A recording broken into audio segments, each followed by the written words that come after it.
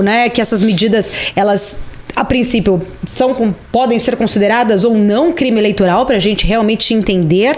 Tem todo um desenrolar, né? O status emergencial que a oposição tentou derrubar, porém não conseguiu, foi mantido. Mas eu queria entender exatamente, essa medida da PEC, ela é constitucional ou realmente a oposição, quando diz que ela tem cunho eleitoral, ela realmente pode dar margem para o presidente aí, de repente, ser até punido por conta de ser um crime eleitoral? Veja, essa discussão ela vem num momento em que nós vivenciamos duas experiências diferentes que são, do ponto de vista jurídico, bastante didáticas. A legislação eleitoral, ela tem um dispositivo, existe uma regra na lei das eleições que justamente tem a preocupação no ambiente da reeleição, regra segundo a qual é proibido criar benefícios ou serviços gratuitos para a população, por melhores que eles sejam, no ano da eleição.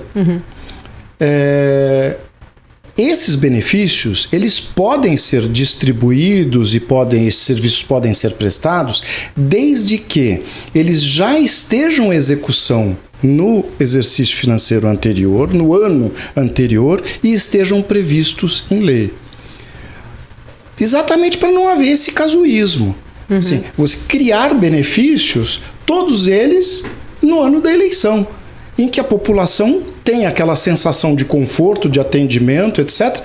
E durante todo o resto do governo, nada disso aconteceu. Então, para evitar, vamos dizer, que haja essa manipulação do eleitorado através da distribuição desses benefícios, casuisticamente na eleição, o artigo 10 do artigo 73 da Lei das Eleições prevê que esses benefícios eles só podem ser distribuídos e os serviços prestados se estiverem em execução no ano anterior e previstos em lei. Mas existe uma outra exceção, que esses serviços ou benefícios eles podem acontecer numa situação excepcional, que é o estado de emergência ou de calamidade pública. Eu vou aproveitar aqui para dar um exemplo que é bem esclarecedor e que nos ajuda a compreender isso. Nós tivemos uma eleição em 2020 para prefeitos exatamente no ano da pandemia.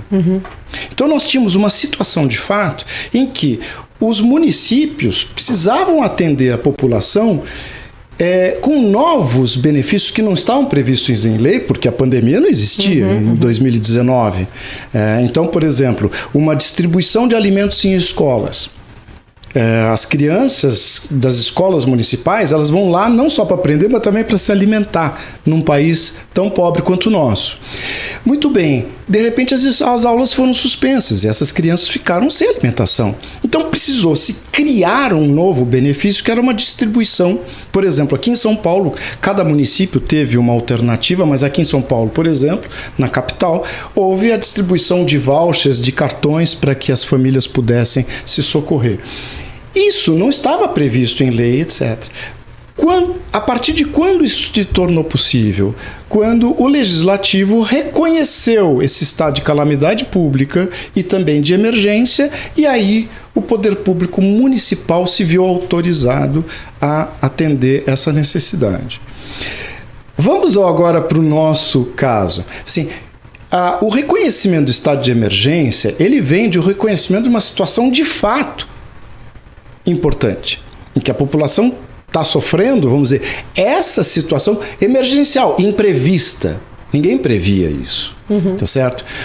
A questão que hoje se coloca é a seguinte: isso é uma situação imprevista? Claro que sim, na economia você trabalha com 1000 situações de imprevisão. Então a guerra da Ucrânia pode elevar o preço do petróleo, isso tem impacto em toda a economia, mas faz parte da vida.